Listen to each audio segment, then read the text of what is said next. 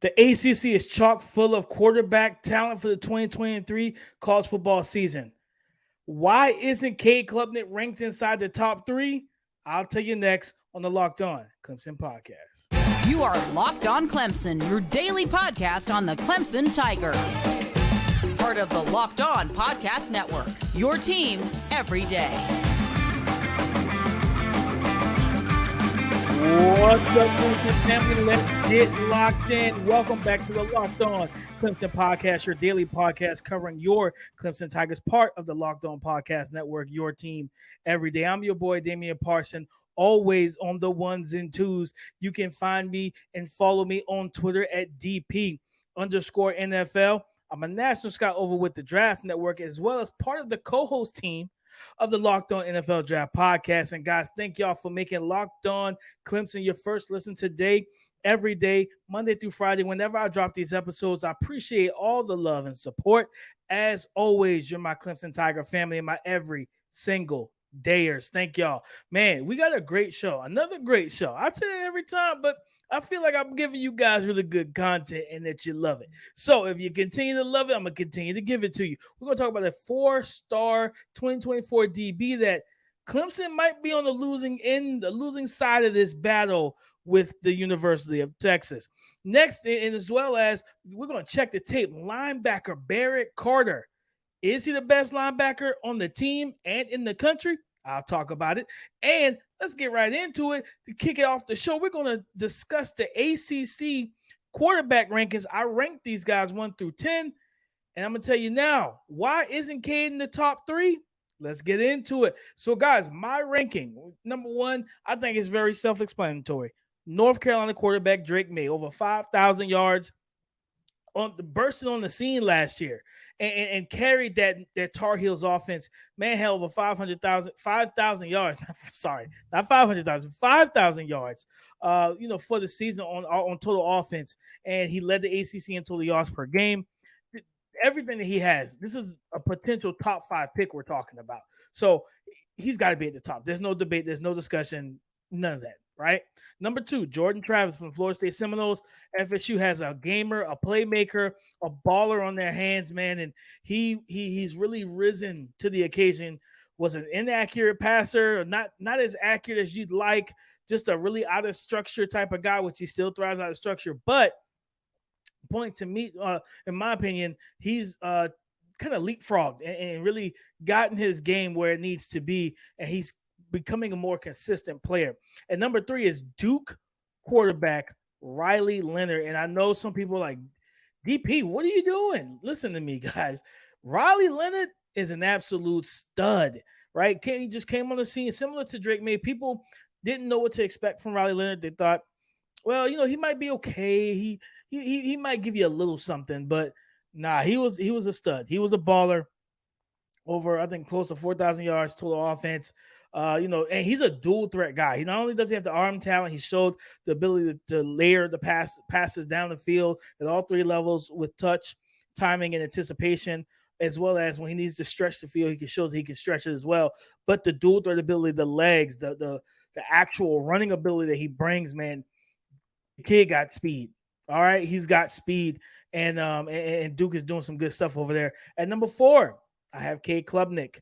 And we're going to talk about him in a second. Number 5, I have Brennan Armstrong from North Carolina State. At number 6, I have Tyler Van Dyke from Miami. At number 7, I have Phil Jakovic, who transferred from Boston College to Pitt. So that's 7. At number 8, I have Jake Plummer from Louisville. At number 9, Garrett Schrader from Syracuse. And looks like a transfer from the SEC to the ACC, Haynes King is projected to be the Georgia Tech starting quarterback. So let's go back up to Cade. I said it in the opening. I said it at the beginning of this segment.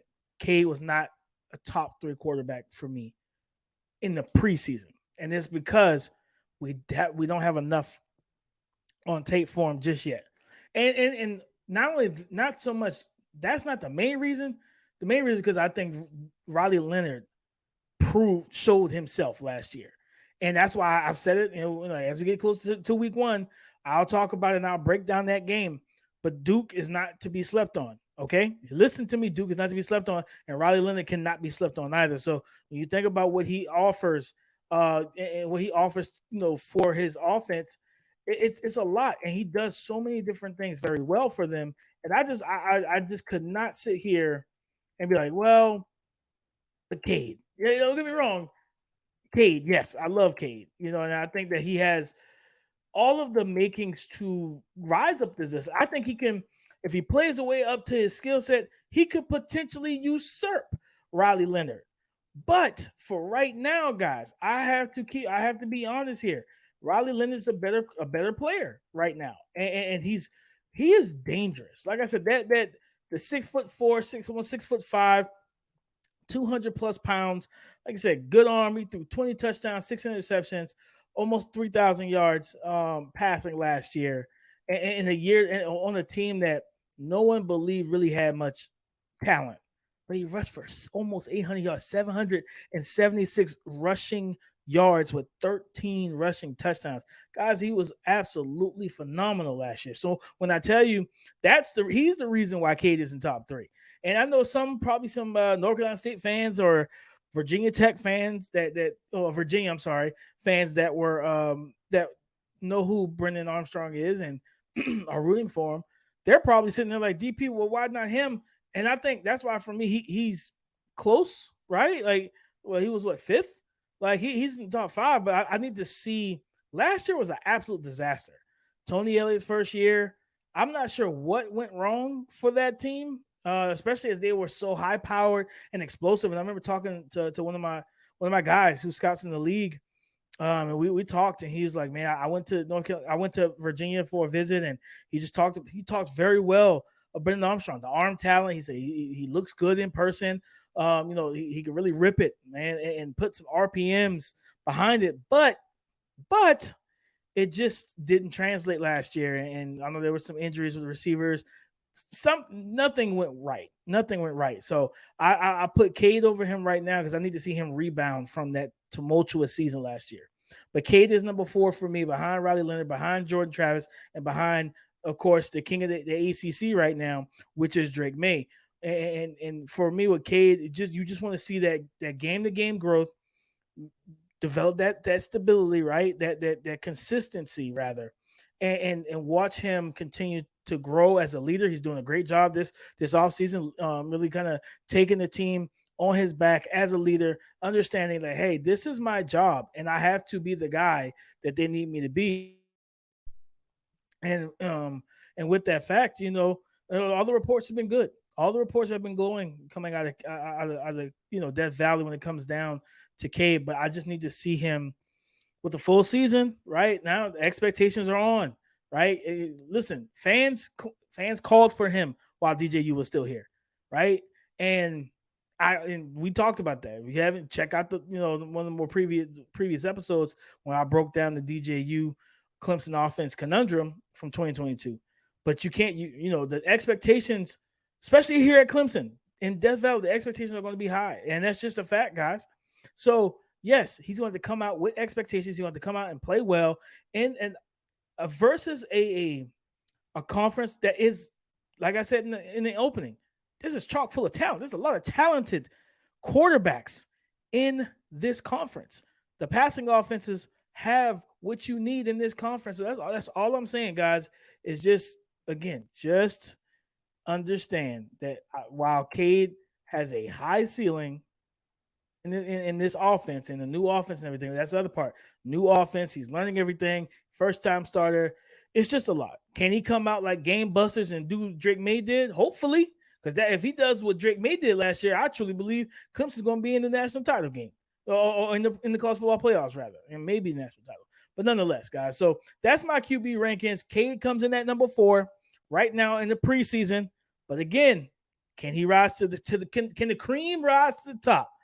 100%. So, guys, listen, talk about cream rising to the top, man. Barrett Carter is the creme de la creme of linebackers, and dare I say, he might be the best on the team. So we're going to check the tape on linebacker Barrett Carter coming up next.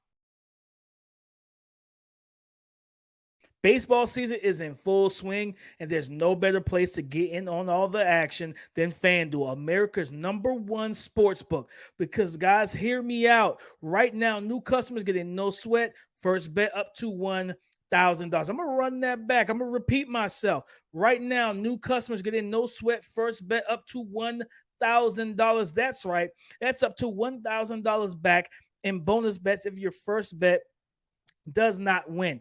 What do you need to do? Just go to fanduel.com/locked on today to join.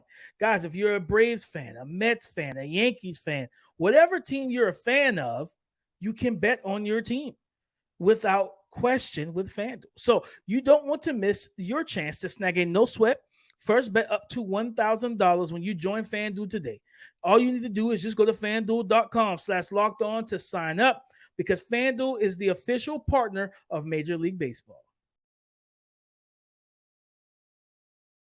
Checking the tape, ladies and gentlemen, Barrett Carter step up to the plate. Linebacker, your Clemson Tiger weak side linebacker, listed at 6'1", 225 pounds. Barrett Carter, listen to some stats here. Listen to some stats, guys. I got some numbers for you. I got some numbers, all right? Barrett Carter, over 60 tackles, 37 run stops, really good in pass coverage, 17 pressures, 5 QB hits, 2 forced fumbles, and 5 sacks on the season, and 2 batted passes.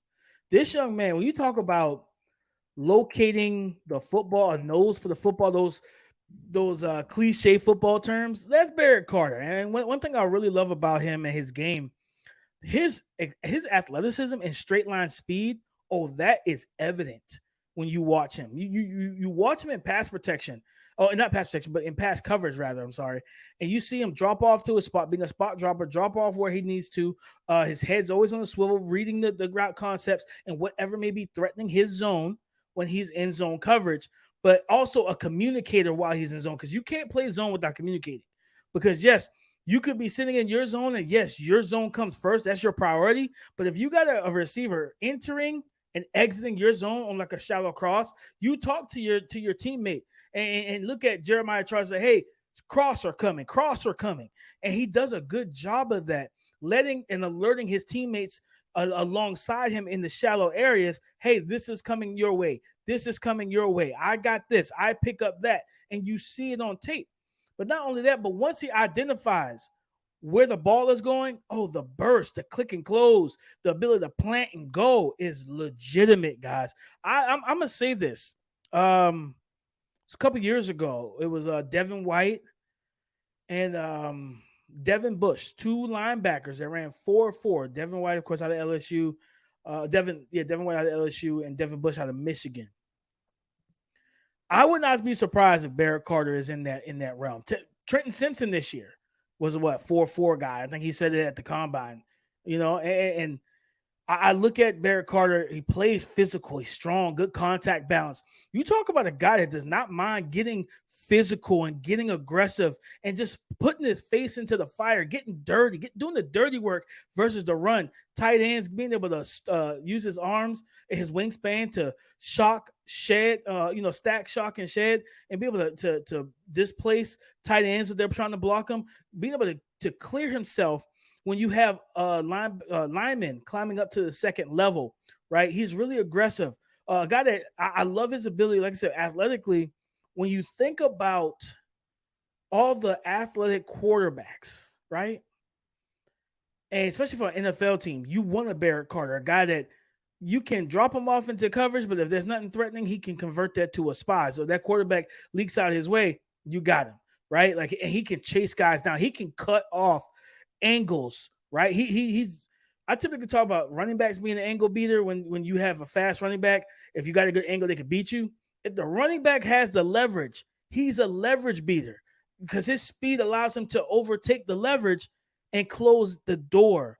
You know what I mean? And close the door on these on whoever has the ball, running backs, wide receivers. And then I love his coverage ability as well, because you see him line up like a DB. And I think that's what I've seen some publications and some media sites, I think it may have been like ESPN and CBS Sports, someone had him listed as a nickelback, right? So I think that's going to be the conundrum that people are going to look at, because it's like, oh, he's 6'1", he's 225. It's going to be the Trenton Simpson conversation all over again.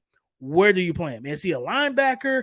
Is he weak side? Is he strong side? Is he just a big safety that's kind of masquerading as a linebacker? What is he, right? And while he's good, in my opinion, of freeing himself and dislodging, the hands of pulling and climbing offensive linemen, you still going to want to have a bigger defensive front in front of him, a defensive line in front of him to keep him clean, because you want this young man to be able to scrape and flow to the football freely without restrictions, without a guy coming up to the second level and trying to cut him off and pick him off and create a cutback lane for the running back or a running quarterback, what have you. And I talked about it in the first segment when I ranked the ACC starting quarterbacks, right?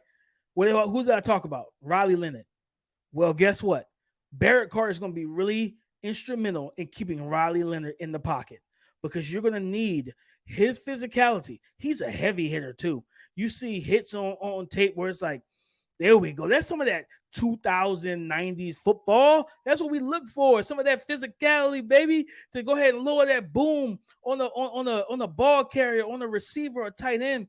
This kid is so talented. And I'm going to say this. I'm going to say this right now. And I say this with full confidence. If Barrett Carter were to be 6'3", 235 with his athleticism, his physicality, and all that, he's probably a top 15 pick easy.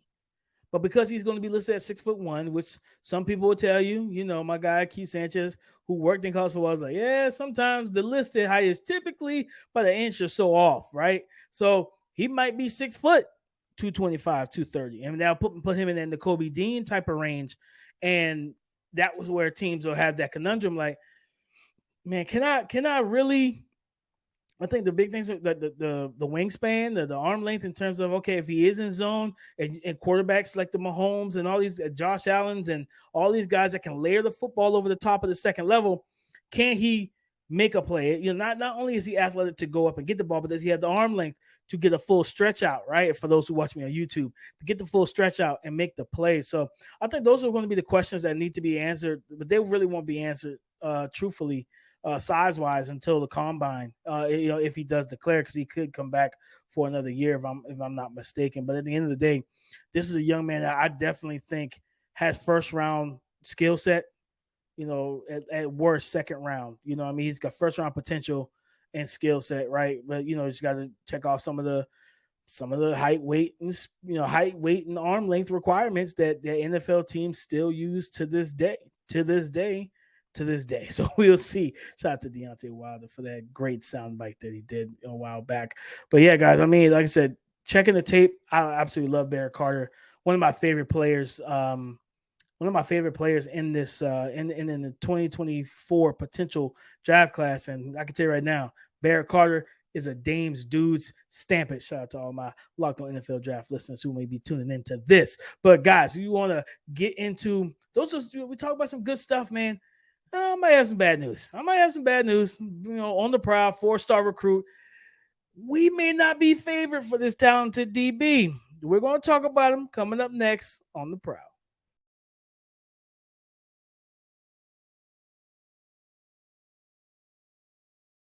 On the Prowl, guys, and man, the 2024 recruiting classes, everything is just heating up. It's heating up, and you're looking for more, right? I always talk about you look for more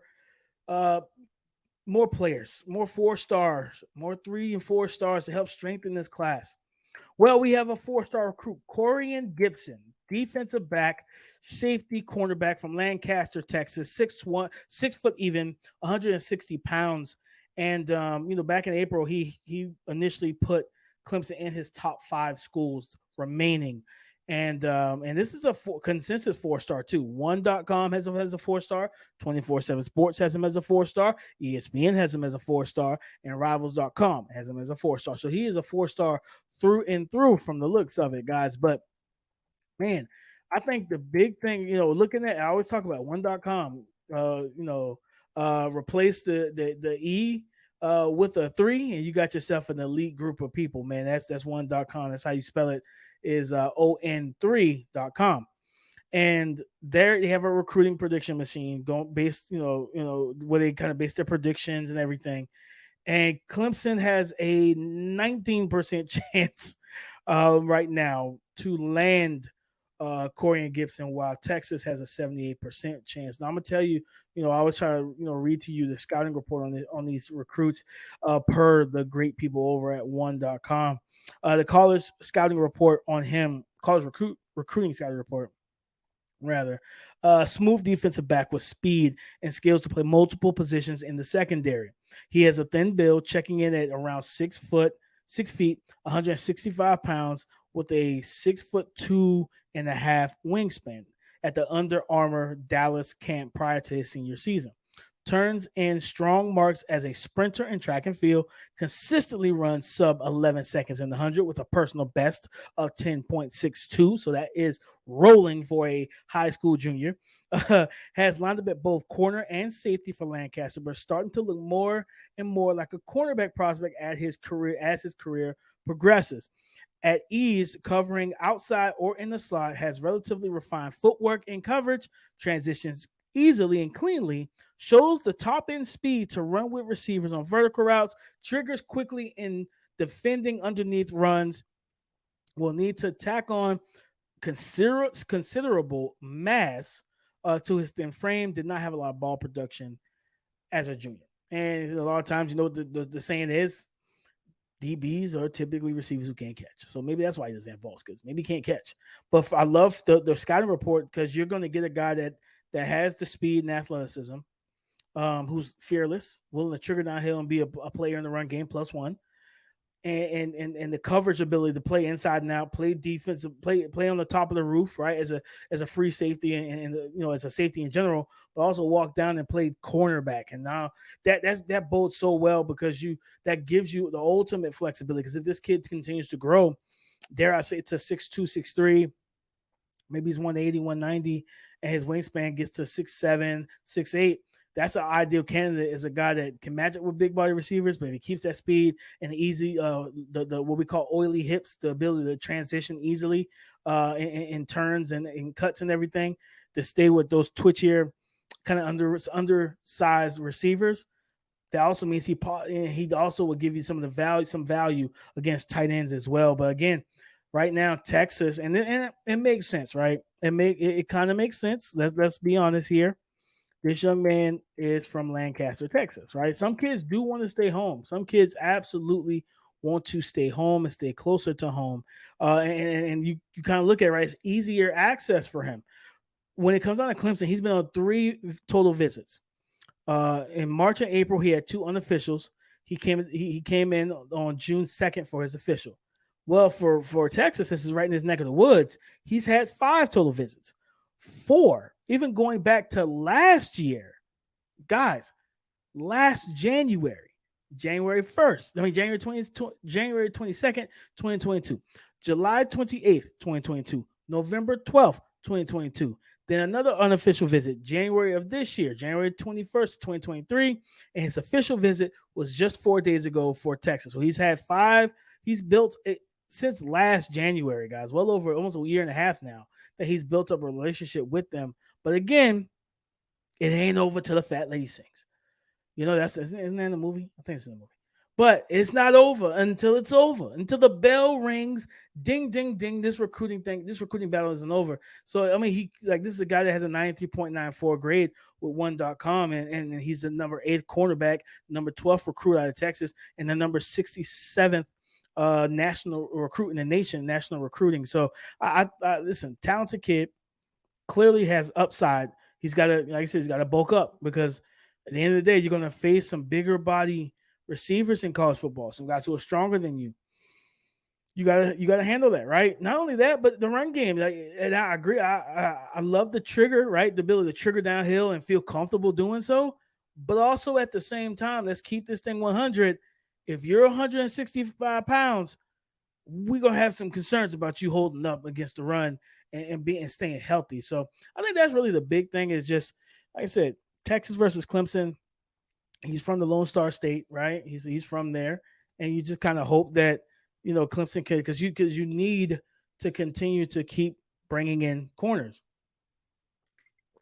You're going to need to keep bringing these guys in simply because of the fact that Nate Wiggins, I truly believe he's going to be in a 2024 NFL draft prospects after this season, man. I'm hearing second, third round grades for him, and right now just off of last year. So, and he was the first year starter. So I think another great year, another strong year. He's NFL bound. So you need somebody that can come in, even if he's young. Even if he's young, who cares? You need bodies, you need talent. And this is a guy that I would definitely say push hard for and try to bring him into the 4-star guy to continue to bolster this top 5 recruiting class in the nation. Let's get top 2, baby. Let's go, man. Let's go. But guys, listen, that's our show. We talked, like I said, Corey and Gibson, 4-star 2024, cornerback, safety, defensive back, what have you, and how we are not on. We may not pull this one out unless they go Steph Curry in the 2022 NBA Finals with a clutch 50-something point performance to nail it and get him in the in overtime. I just don't see it happening, guys. I don't know. We'll see. It's not over. I said that earlier. It's not over until it's over, but we'll see. And checking the tape, Barrett Carter, I think he's the best linebacker on this team, and he may be the best in college football. And I ranked the ACC starting quarterbacks, and Cade Klubnik was not numbered. He wasn't in the top 3, but he was number 4. He was in the top 5. So don't come at me with the pitchforks, guys. I'm just telling you. I want him to earn some of this. They're giving him a lot of. We giving him a lot of love. He's got to earn this now. He's got to earn it now. You want to be up there with Jordan Travis and Drake Maye. You kind of got to earn that. Those boys are proven. You got to earn that now. But guys, listen, I thank y'all for joining me. Listen, as always, go subscribe and follow free on YouTube or wherever you listen to podcasts. Get the latest episode as soon as it's available. Go listen. If you can't catch me on YouTube, definitely go to the audio side and download, subscribe, share. And leave a 5-star review. Appreciate all the love and support. As always, guys, thank y'all for making Locked On Clemson your first listen today and every single day. And really tapping in with me. Like, that support means a lot to me. So on tomorrow's show, we're going to rank the top, rank the head coaches in the ACC, right? Where's Dabo? Is Dabo really at number 1? Does he still hold that true? We're going to find out tomorrow, as well as I'm going to get into that Taj Boyd conversation. I told y'all a couple of episodes ago I wanted to get into it. I'm going to talk about Taj Boyd, man. We're going to talk about bro, and of course on the Prowl. We're getting some more recruiting news. But guys, listen, in terms of Twitter, you can find and follow me there at DP_NFL. Talk to me because I talk back. I love it. Go ahead, holler at me there on Twitter. But listen, as always, come and join the conversation again tomorrow, guys, on the Locked On Podcast Network. Your team every day. Go Tigers.